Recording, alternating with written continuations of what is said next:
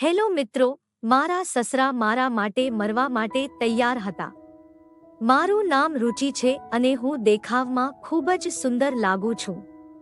હું 26 વર્ષની પરિણીત મહિલા છું.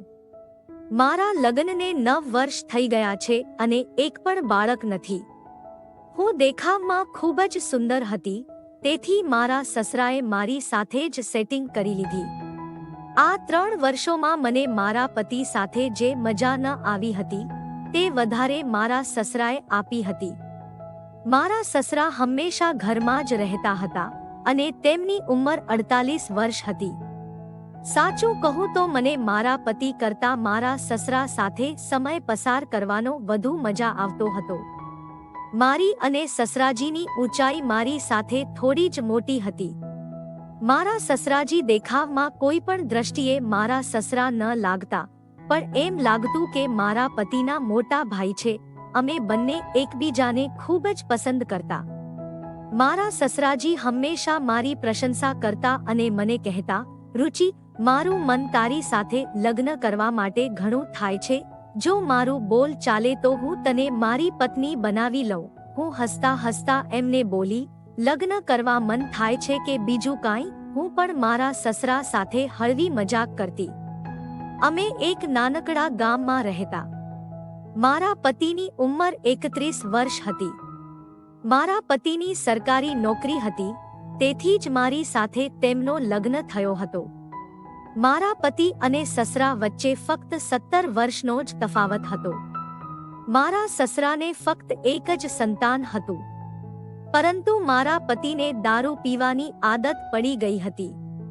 તે દારૂ પીધા વગર એક દિવસ પણ ન રહી શકતા. એ દિવસે તેઓ વધુ દારૂ પીધા હતા અને મને એમની પર ગુસ્સો આવી ગયો. જ્યારે મારી શાદી થઈ હતી ત્યારે મારી સાસુનો અવસાન થઈ ગયું હતું. એક દિવસ વરસાદ પડી રહ્યો હતો અને હું કામની દોડધામમાં ભીંજાઈ ગઈ. મારા સસરા મને જોઈ રહ્યા હતા અને સતત જોયા જ કરતા હતા. હું પૂરતી ભીંજાઈ ગઈ હતી, જેથી મારા કપડાં મારે ચિપકાઈ ગયા હતા. મારા સસરા બોલ્યા, રુચિ, તું એટલી સુંદર છે કે હું તારા પરથી નજર જ ના ફેરવી શકું. રુચિ, તું એટલી ભીંજાઈ ગઈ છે. પહેલા કપડાં બદલી લે, તું આખી પલી ગઈ છે. મારા સસરા મને જોઈને આંખો ચોરી રહ્યા હતા. હું તરત જ કપડાં બદલીને આવી ગઈ. થોડીક વારમાં મારા પતિ પણ ઘરે આવી ગયા અને હું ઘરેના કામમાં લાગી ગઈ. મારા પતિએ રાત્રે ખાવાનું નહીં ખાધું કેમ કે તે આજે વધુ દારૂ પીધા હતા, તેથી ઊંઘી ગયા. હું એમને જગાડ્યું નહીં કેમ કે તે રોજનું જ કામ હતું. હું પણ મારા બેડરૂમમાં સૂવા માટે ગઈ, પણ મને ઊંઘ આવી નહોતી, એટલે હું મારા સસરાના રૂમમાં ગઈ. તેઓ બેડ પર બેઠા હતા અને મોબાઈલ જોઈ રહ્યા હતા. મને જોઈને બેસી ગયા. રુચિ, શું થયું? રાજીવ હજુ સુધી સૂયા નથી. એ તો પીને સૂઈ ગયા. એમને તો ખ્યાલ પણ નથી અને એમણે ખાવું પણ નહીં ખાધું. મેં ઉદાસ થઈને કહ્યું. સસરાએ કહ્યું, કોઈ વાત નહીં રુચિ, હું છું ને. હું તને કદી પણ એકલી ફીલ થવા નહીં દઉં. એ તો ઠીક છે, પણ એ એમ જ પીતા રહેશે તો કેમ ચાલશે? મારા સસરા બોલ્યા, તું એટલી ચિંતા શા માટે કરે છે? એ ધીમે ધીમે છોડશે. મને તો કોઈ ચિંતા નથી, મેં ઉદાસ થઈને કહ્યું. ત્યારે મારા સસરાએ વાતનો વિષય બદલીને પૂછ્યું, મને દાદા બનવાનું ક્યારે મળશે? સસરાના મોંમાંથી આ સાંભળીને હું હસવા લાગી. છોડો, તમને તો મજાક કરવાની લ્હાવ આવે છે, મેં કહ્યું. સસરાજીએ હસતા હસતા કહ્યું, મજાક શું છે? તમે તમારા દીકરાને પૂછો. મહિને 2 વખત જ કરવાના, અને દારૂની લતને કારણે એ પણ સારી રીતે નથી કરતા, મેં કહ્યું. આ બધું સાંભળીને મારા સસરા હસવા લાગ્યા અને એમને જોઈને હું પણ હસવા લાગી. હમણાં એ બધું વાત કરતા કરતા સમય જાણે કેવી રીતે પસાર થઈ ગયો ખબર ના પડી. 11 વાગી ગયા અને પછી હું મારા રૂમમાં પાછી ગઈ. મારો દારૂપી પતિ ઊંઘી ગયો હતો અને પછી હું પણ સૂઈ ગઈ. સવાર થઈ. મારા પતિ રોજની જેમ ડ્યુટી પર ગયા. મારા સસરા પોતાના રૂમમાં જ હતા. હું કિચનમાં કામ કરી રહી હતી ત્યારે સસરા ચા પીવા માટે કિચનમાં આવ્યા. તમે મારે માટે ચા બનાવી રાખી હોત તો મને અવાજ આપવાની જરૂર નહોતી. એમણે કહ્યું, અરે, તમને આટલું મુશ્કેલ નથી, રુચિ. એ કહ્યું, તમને મારી એટલી ચિંતા છે? મેં હસતા હસતા પૂછ્યું, તું એટલી સારી છે કે ચિંતા હોવી જ જોઈએ? એ બોલ્યા, મારો પતિ મારી કદી પણ ચિંતા નથી કરતો.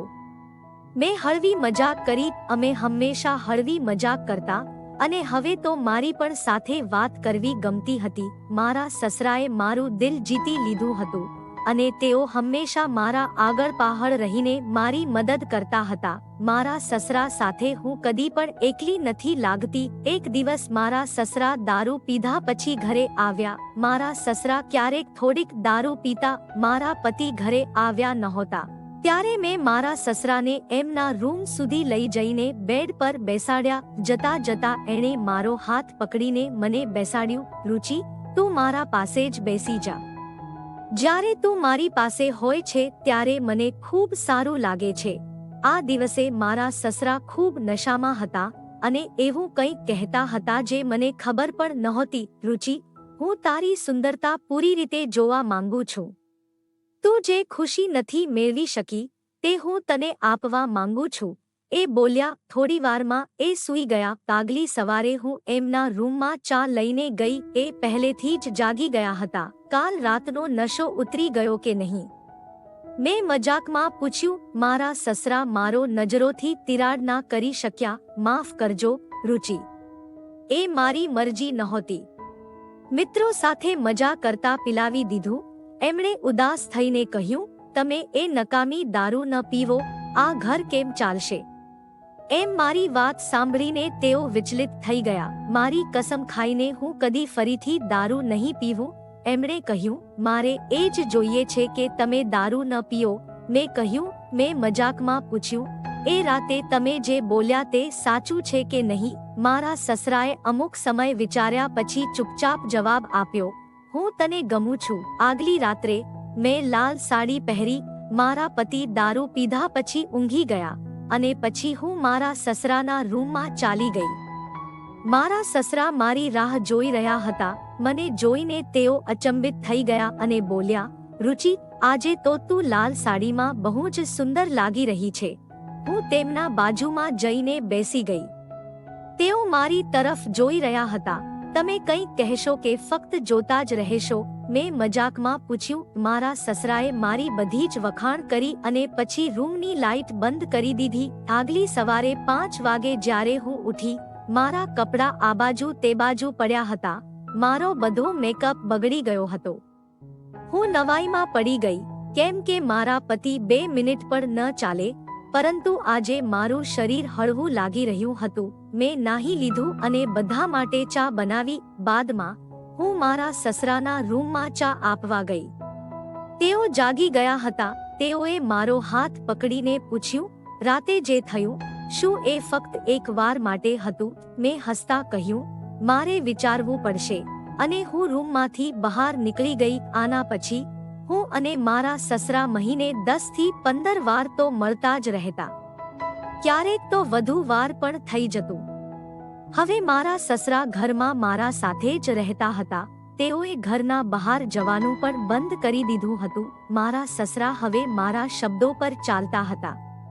તેઓ મને હંમેશા કહેતા, રુચિ, તું મારી દુનિયા છે. હું તારા વગર જીવી નહીં શકું. મેં તેમને સમજાવ્યું, આ બકવાસ વાતો ન કરો. તમે મારો સસરા છો. હવે તેઓ મારી સાથે લગ્ન કરવા ઈચ્છતા હતા, જે અશક્ય હતું. જો આ સંબંધને બહાર લાવીએ તો સમાજ શું કહેશે? અવેર સમજાવ્યા પછી તેમણે વાત સમજી લીધી. અમારા બંનેને આ વાતનો અહેસાસ થયો કે અમે ભૂલ કરી હતી. પણ મને લાગે છે કે મારા સસરા મને છોડવાના નથી, એટલે મેં તેમને દૂર કરવાની કોશિશ શરૂ કરી. મેં તેમના પર વારંવાર ઝઘડો કરવાનું શરૂ કર્યું. મારા સસરા આથી ખૂબ દુખી થઈ ગયા. દુખી થઈને તેઓ યાત્રા પર નીકળી ગયા. હવે મારા સસરા મારી સાથે વાતચીત પણ નથી કરતા. તેઓ સંપૂર્ણપણે બદલાઈ ગયા છે. કોઈને પણ આ વિશે જાણ થવા દીધી નહીં.